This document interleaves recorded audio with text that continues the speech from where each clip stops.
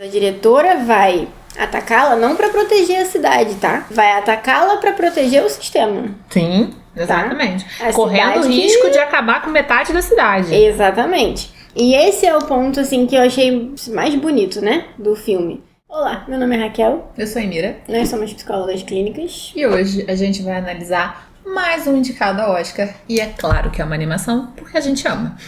Mas esse indicado ao Oscar a gente realmente gostou. Então o filme de hoje é Nimona. Nimona está disponível na Netflix e é uma grande aula sobre sociedade. Nimona fala sobre exclusão social, Nimona fala sobre a luta do bem e do mal e como muitas vezes pessoas poderosas usam esse tema para se beneficiar e para prejudicar outras pessoas. Nimona fala sobre questionar o sistema. Nimona fala sobre compaixão. Nimona é maravilhosa. É verdade. Então a gente começa a falar sobre essa questão da sociedade primeiro, né? Então a gente já começa o filme com 2 pontos importantes. O ponto em que o Ballister ele é selecionado para ser cavaleiro do reino, né? Pra defender a rainha, enfim. Só que ele é um plebeu, ele não é da nobreza. Então as pessoas ficam muito divididas, aquela coisa, né? Tem gente que é entrevistada e fala, não, é isso mesmo, tem que começar a mudar tudo. E tem gente que é entrevistada que é um absurdo, que tudo tem que ser igual como era antes. Que é exatamente o que a gente vê na nossa vida, né? E então, só que acontece uma situação que é manipulada. E ele é incriminado de algo que ele não fez, justamente por conta de uma pessoa poderosa que não quer que as coisas mudem, não quer que a estrutura do mundo vá se modificando, porque não quer perder o poder em nenhum momento. E aí a gente começa a ver ele ser considerado um vilão, um monstro naquele mundo. E aí, como a Nimona já é considerada um monstro e uma vilã e ninguém gosta dela, e daí vem a exclusão social, ela é totalmente excluída, ela vai atrás dele, porque ela pensa, ele vai conseguir me ajudar a alcançar meus objetivos, de me vingar. Então, esse trampo... Que trampo? De ser sua comparsa, sabe? Pra fazer todo o possível pra se vingar do mundo cruel que te rejeitou. Vamos pilhar um vilarejo, esperar até terem te esquecido e aí nós ressurgimos feito uma fênix das cinzas pra derrubar o governo. Ou a gente conversa. De ser realmente a vilã que eles dizem que eu sou. Que mais ou menos esses são os objetivos dela, né? Parece muito mais ser... Ela tá achando que ele de fato é o vilão e acha que vai conseguir se juntar a ele com esse discurso do que querer fazer mal. Porque exatamente. Ela em nenhum momento tem um comportamento violento, né? Embora ela fale sobre isso, ela não tem nenhum comportamento agressivo com qualquer pessoa que seja. É verdade. E aí eles vão... Então ela vai procurá-lo e chega um ponto em que ela fala pra ele, né? Porque, como ela já tá conformada, apesar dela não ser agressiva, dela não colocar nada em prática, ela fala pra ele, uma vez que nos veem, né, como monstros, como vilões, já era, não tem mais jeito. E muitas vezes isso acontece na nossa vida. O que não é a cultura do cancelamento, exatamente. não é mesmo? Exatamente. O que é o Twitter, não é mesmo? Só isso. As pessoas somos cancelados o tempo todo por qualquer coisa. A gente chegou num ponto de ter medo de falar. Inclusive foi pauta de terapia várias vezes nas últimas semanas, como que a gente tá com muito medo de falar algumas coisas hoje em dia, que foi um processo assim, primeiro tínhamos medo de falar, aí conseguimos conquistar o direito de falar, e tudo bem falar, legal, vamos aprender tudo, de repente a gente não pode mais falar porque a gente já não pode mais errar de novo, a gente não pode falar sobre aquele assunto. Claro que a gente não tá falando aqui de falas preconceituosas, desrespeitosas, óbvio que não é disso, sim. Né? Com nenhum teor agressivo, mas tirando todas essas falas que de fato não devem ser ditas mesmo, a gente sabe que hoje em dia as pessoas podem ser canceladas por bobeira, né? Por quase nada que é falado. Então, às vezes, você faz uma opinião sobre um filme na internet. Eu gostei desse filme. Mas você não gostou. Por que você gostou? Porque não sei o quê. E assim, vira-se um caos por uma coisa que a princípio não é desrespeitosa, não tá ferindo nenhuma minoria, não tá... Direito de ninguém. Não tá ferindo direitos humanos. Mas simplesmente as pessoas expressam opiniões e as outras se sentem no direito de julgá-las e cancelá-las, enfim, coisas nesse sentido, né? Exatamente. A gente também vê isso acontecendo nas outras mídias, nas mídias formais também. Essa estratégia é uma estratégia que sempre foi usada pelas mídias formais, então rádio, televisão. A gente vê que algumas pessoas são sempre colocadas como as certas, elas são sempre apresentadas de um jeito em que a própria imagem, a própria comunicação não verbal faz com que a gente seja levado a concluir que aquela pessoa está certa, e outras pessoas são apresentadas de forma muito mais marginalizada, sempre com palavras mais duras, com a comunicação não verbal que incline a gente a questionar a veracidade do que a pessoa fala ou até mesmo a concluir que ela está errada, ainda que ela não esteja. Isso aí. Nesse mesmo sentido, né, do questionamento dessas regras sociais, a gente tem a figura da diretora, que é quem arma tudo pro Balint ser culpado, e ela arma justamente porque ela quer manter uma ordem, como que a Raquel estava falando. E como é importante a gente aprender a questionar verdades absolutas, questionar regras que regem a sociedade, porque muitas delas não fazem o menor sentido. E além dessa frase que a Nimona diz, né, pro Ballister, que se você é considerado um vilão, as pessoas te veem como vilão, elas vão sempre te olhar como vilão. Vale a gente pensar também num outro ponto que o filme traz, que é esse questionamento da ordem social.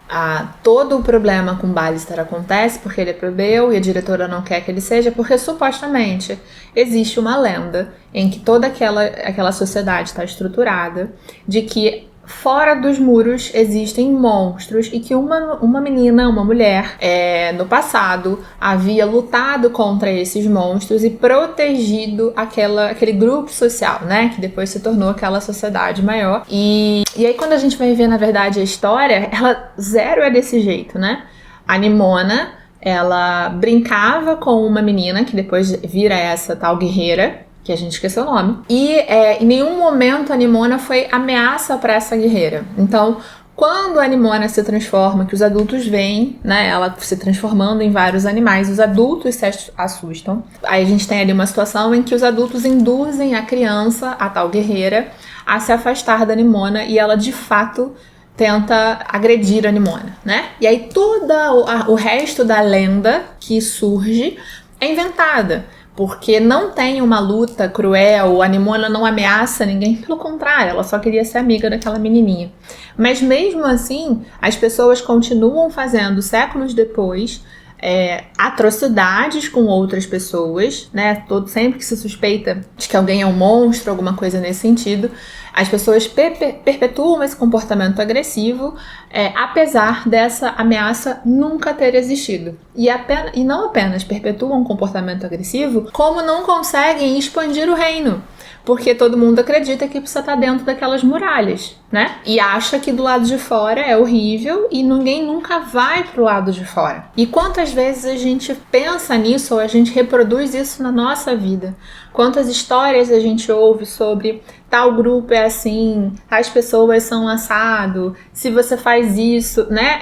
Essa ficção que na verdade é uma realidade muito grande e que hoje em dia a gente cada vez mais vê esses discursos se acentuarem, se tornarem mais fortes na nossa sociedade, trazendo cada vez mais intolerância, trazendo cada vez mais violência, trazendo cada vez mais exclusão. E Nimona faz a gente pensar sobre isso de uma maneira muito sutil, mas ao mesmo tempo muito sofrida, né? Porque é possível ver o sofrimento daquela menina monstro que tá ali, né? Aquela menina que tem poderes, mas que não consegue se sentir pertencente de ninguém e que todo mundo, ao descobrir que ela é diferente, tenta machucá-la. Tem uma cena do filme, ela, né, já mais pra frente, que ela vai salvar uma criancinha e a criança finge, né, tende a agredi-la, né, sem nem perceber que acabou de ser salva por ela.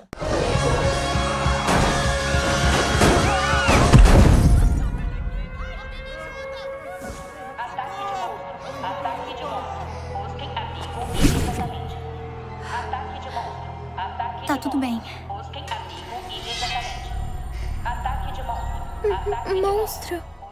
Então, quantas e quantas vezes a gente reproduz estereótipos e não consegue enxergar a realidade dos fatos que acontecem na nossa vida. Não à toa a gente tem hoje muitas fake news sendo disseminadas, porque as fake news, elas são boas histórias articuladas que fazem com que a gente, que geralmente, né, vão de encontro com coisas que a gente já acredita, com medos muito grandes que a gente tem e que a gente reproduz sem sequer parar para pensar e questionar. Será que isso que está acontecendo é verdade? Ou essa história que eu estou ouvindo e que eu estou acreditando, ela condiz com os fatos que eu vejo? Será que é tudo mentira, né? É tudo manipulado assim mesmo, como a gente vê muita gente reproduzindo esse discurso por aí? Nimona fala sobre isso, né? Nimona nos alerta sobre o quanto a gente é capaz de acreditar em histórias que não existiram, inclusive. Por fim, como a gente disse lá no início, Nimona fala de compaixão. Então, Nimona dá uma aula, né, quando ela então encontra o Ballister e eles começam a desenvolver uma relação, quando eles se conectam, quando ela sente que ele tá ali, sabe? Então tem uma hora até que eles têm um diálogo que ele fala, você meio que concorda com ela, você tinha razão, uma vez que as pessoas nos veem como um monstro, elas não mudam de ideia. Ela pergunta pra ele assim, mas você não mudou de ideia sobre mim? Não importa o que a gente faça, não dá pra mudar a forma como as pessoas veem a gente. Você mudou a forma como me vê.